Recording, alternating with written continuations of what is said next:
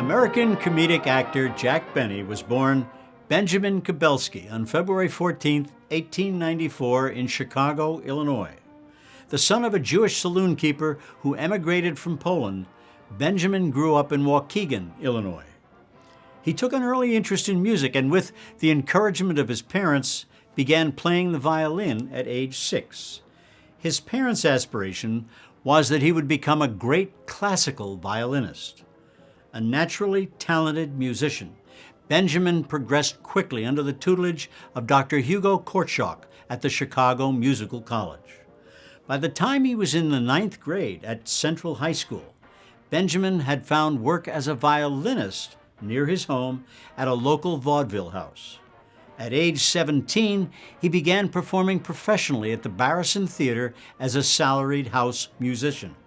Around the same time, not paying much attention in school and flunking his classes, he decided to drop out. The violin would later feature prominently in his work as one of his signature roles as a bumbling and decidedly inept violin player. Now let's take a moment to enjoy this memorable scene featuring Jack Benny. And now, ladies and gentlemen, I'd like to present him. Oh, Don Wilson. Don Wilson. Jack, I'm awfully sorry to be late, but my car broke down and I had to take a taxi. Well, that's all right, Don. I mean, accidents can happen, you see. I know, but I was supposed to be here to introduce you at the very opening of the show, and I'm really awfully sorry that this happened. Don, it doesn't make any difference. The orchestra played Love and Bloom. I came on. Everybody applauded. I mean, it really doesn't matter, you know. Oh, Jack, I had such a wonderful introduction for you. You did? Yeah. What was it? Well, this being your opening television show of the season, I thought I might say, and now, ladies and gentlemen, it is with a great deal of pride that I bring you the greatest comedian in America, Jack Benny. Oh, well, now, wait a minute, Don. Wait. Now I'm glad you were late. I mean, the greatest comedian in America. I mean, how egotistical can we get? I mean, you'd have these people hating me before the show even started. I mean, they'd tune out their television sets. The greatest comedian in America. But, Jack, you are the greatest comedian in America, aren't you? Well, yes, but I mean, for me to say it to those people would sound awful, you know. Jack, you're not saying it, I'm saying it. Oh, well, then that's different. Oh, well, then you can always introduce me like that. All right. Oh, sure, I won't mind Jack. that at all. Mister? Yes? Not you. The fat one.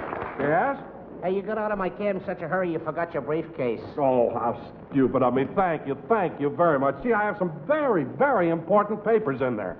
Thanks a great deal, and here's a little something for your trouble. Gee, a $5 bill. Oh, thanks a lot. Well, you're certainly welcome.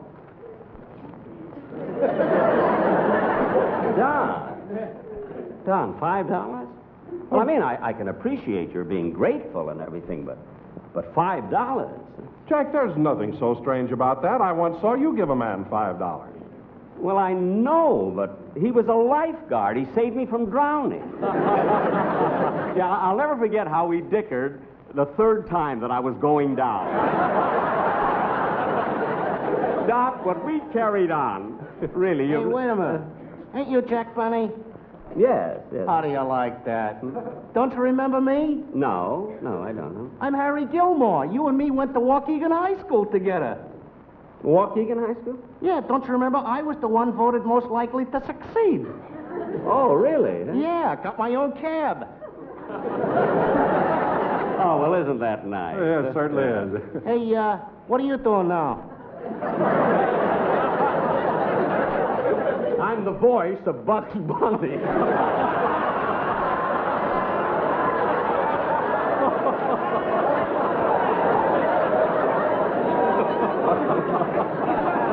got you, that.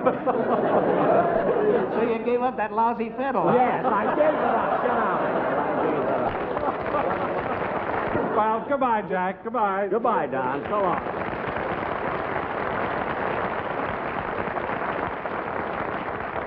He's cute, isn't he? Fast but cute, I mean. In 1911, a new act appeared at the theater where Benjamin was working, the Marx Brothers. Their mother, Minnie Palmer, was so impressed with his playing that she offered to take him on tour with them for full room and board plus travel expenses and $7.50 a week. Benjamin's parents vehemently refused to allow their 17-year-old son to go on the road, and so he stayed home. Benny took a break from show business briefly in 1917 to join the U.S. Navy during the First World War. He would often entertain the troops by playing his violin. One evening, the violin performance was not well received by the troops, so with prompting from a Navy friend and actor, Pat O'Brien, he ad-libbed his way out of getting booed off stage and managed to leave the audience laughing.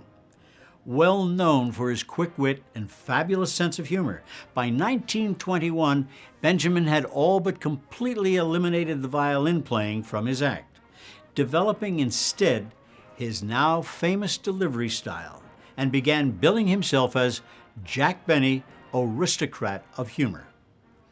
Benny shed his Jewish identity along with his family's name during his transition from vaudeville to radio. The public persona that he maintained for the rest of his career portrayed no ethnicity, religion, or political persuasion.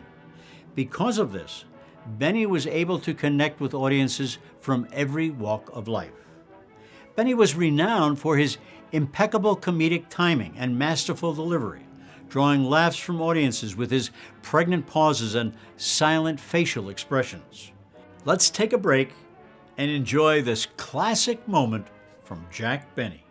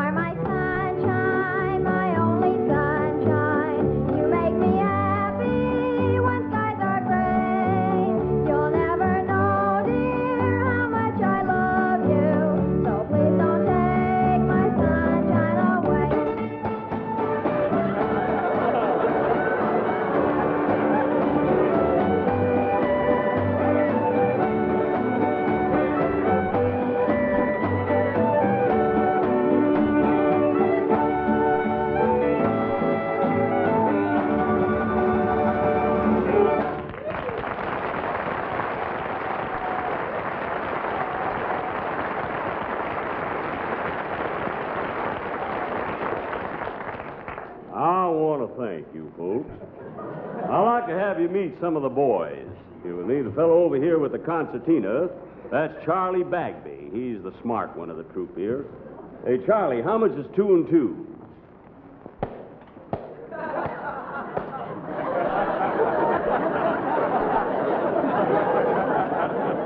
He's our business manager.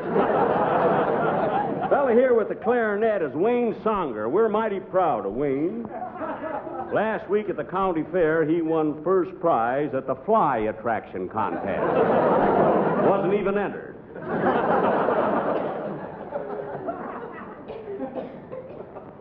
This is my wife.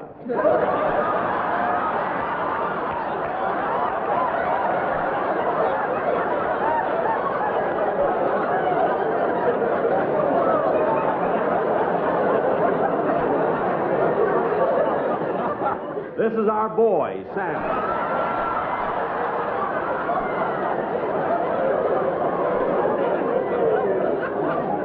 Get up here, Frank. This is Frankie Remley over here. Remley's been associated with Phil Harris for about 20 years. Glad to see you standing up, Frank. Never took a guitar lesson in his life, just took it up by accident. He figured as long as his hand was shaking anyway, might as well put a guitar in. He's a fella makes us laugh all the time. He's a card. Say something funny, Frankie. Razzmatazz!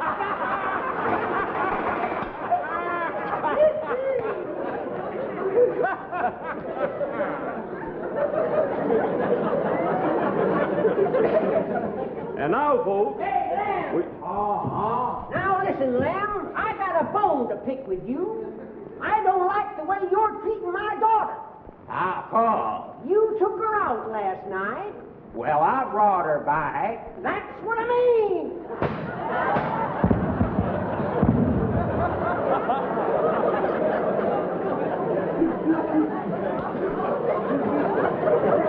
for the next number, we're going to play a real hot tune called Fascinating Rhythm.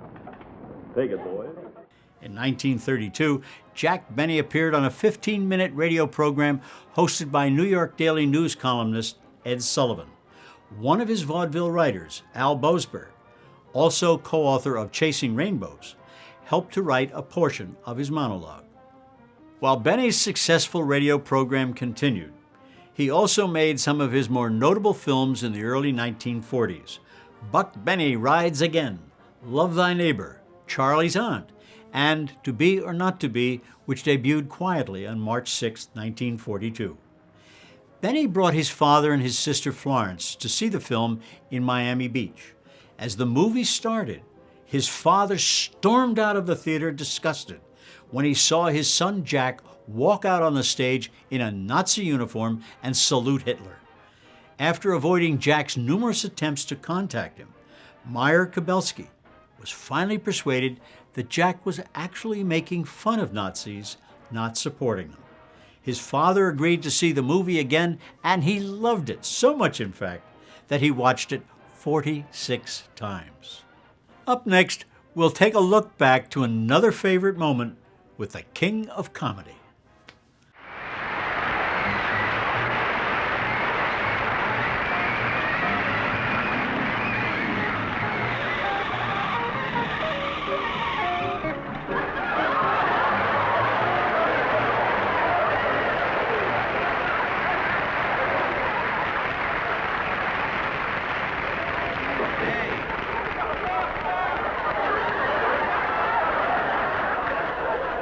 I wonder if this is the right spot.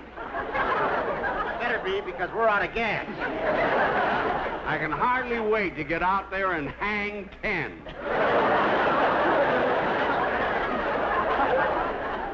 You know, this is my favorite sport next to skydiving. Hey, what about this? I press my cutoff. Man, it's hot.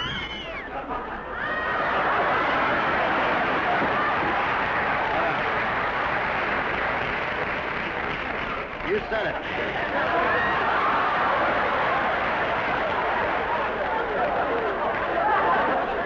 Look what just drove up. Looks like a couple of senior citizen dropouts. Hey, get a load of this set of wheels. Looks like a Dunmere Velasco with a flat coupe. No, I think it's a Chrysler Mill. No, I think it's a cut-off. Hey. Wait, what'd you make that out of? We started out with a shopping cart. Shopping cart? How did you get all of that shiny metal? We ran into that guy on the white horse who cleans laundry. How come no floorboards? We sit low. It's the only way we can stop. Real dragon, man. Never mind the cart. We want to use our boards. Now, tell us where the big ones are breaking. You mean you don't know this part of the ocean? Now, we've been doing our surfing at Arrowhead. Arrowhead? That's a lake. Yeah. How do you get your waves? We got our own jacuzzi.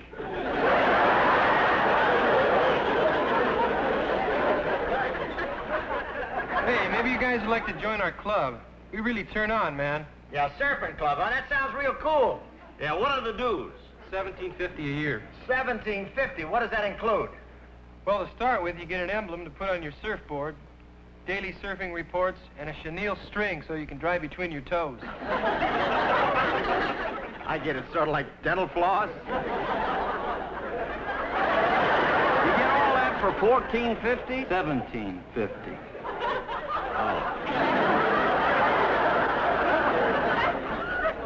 And you're also entitled to one rescue a year.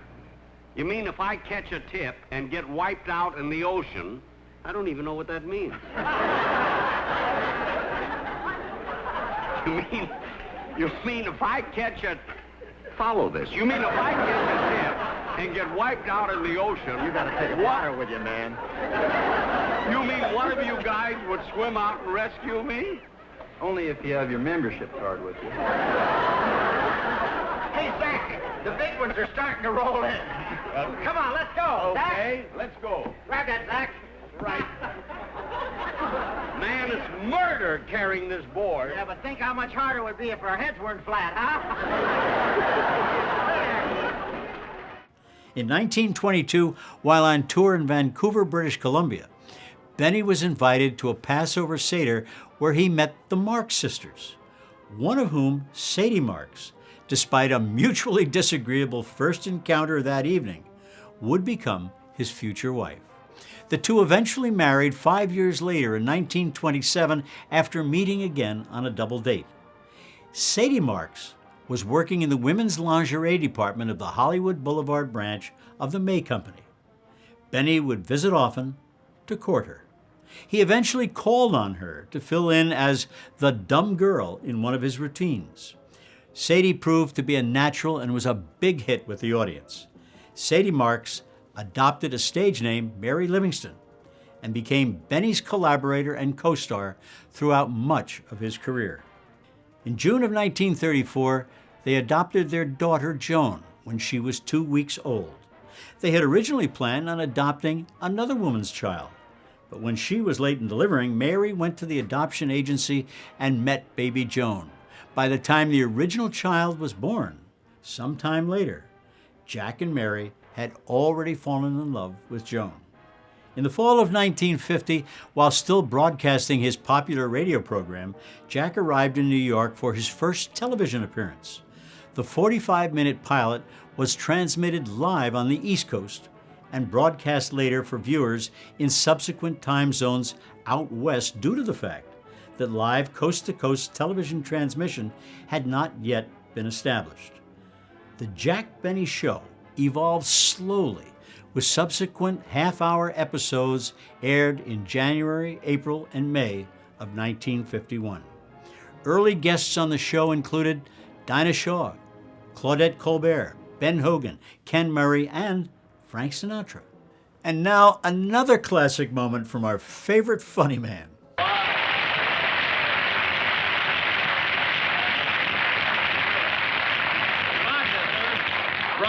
Did you bring my Christmas list? Oh, yeah. Yeah, here it is. Oh, good, good. Now, look, Rochester, look, as long as both of us are in the store here, I'd like to buy you your Christmas gift now, you see? Because I don't want to duplicate anything. You see, what did I give you last year? A brand new dollar bill. Oh, yeah. And a lecture on the evils of wine, woman, and song. Well, that was just a gag, you know. I just did that to make you laugh. I wish you'd have told me. I cried all night. Oh, stop, will you? Now, let's see. Right at the top of the list, I got Don Wilson. Gee, I got to get him something nice, too. I don't know, maybe something in the leather goods department. Maybe a nice wallet, huh? Don would like a wallet, Yes, wouldn't he he? would. Okay. Yes, sir. What can I do for you? I'd like to see some wallets, please. All right. We have a large variety here. All these wallets you see here are $1.98. Well, they look nice. $1.98, huh? Yes, sir. Say, boss, What? here's some better wallets right here. See. Oh, Don would love this one. This is a real nice, huh? That's genuine cowhide. Cowhide. Yes, huh? sir. How much is that? $40.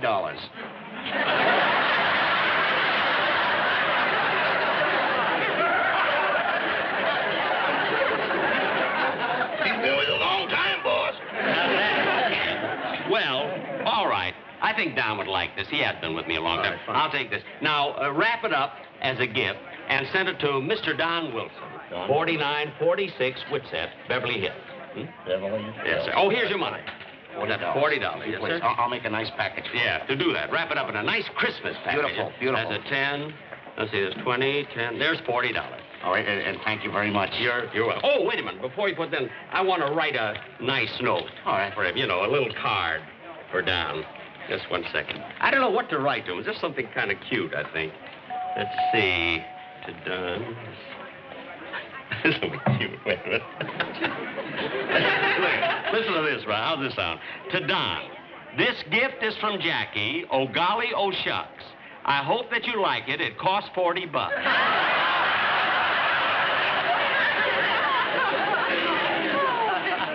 Isn't that good? Yeah, it would have been tough to get it right for $1.98. By 1953, it was clear that the golden age of radio was over. And on May 22, 1955, the last radio broadcast of Benny's show was aired. Benny would later be inducted into the Radio Hall of Fame in 1989. By 1960, he was producing television shows almost weekly. The format was flexible, and although each week's episode usually had a theme to work from, the actual content often revolved around a loose collection of partially ad-libbed skits. On December 26, 1974, Jack Benny quietly passed away. Several days later, on December 29th, over 1,000 people attended a memorial service at Hillside Memorial Park. Bob Hope delivered a moving eulogy, and Jack was laid to rest in the Hall of Graciousness. His epitaph simply reads, "A gentle man."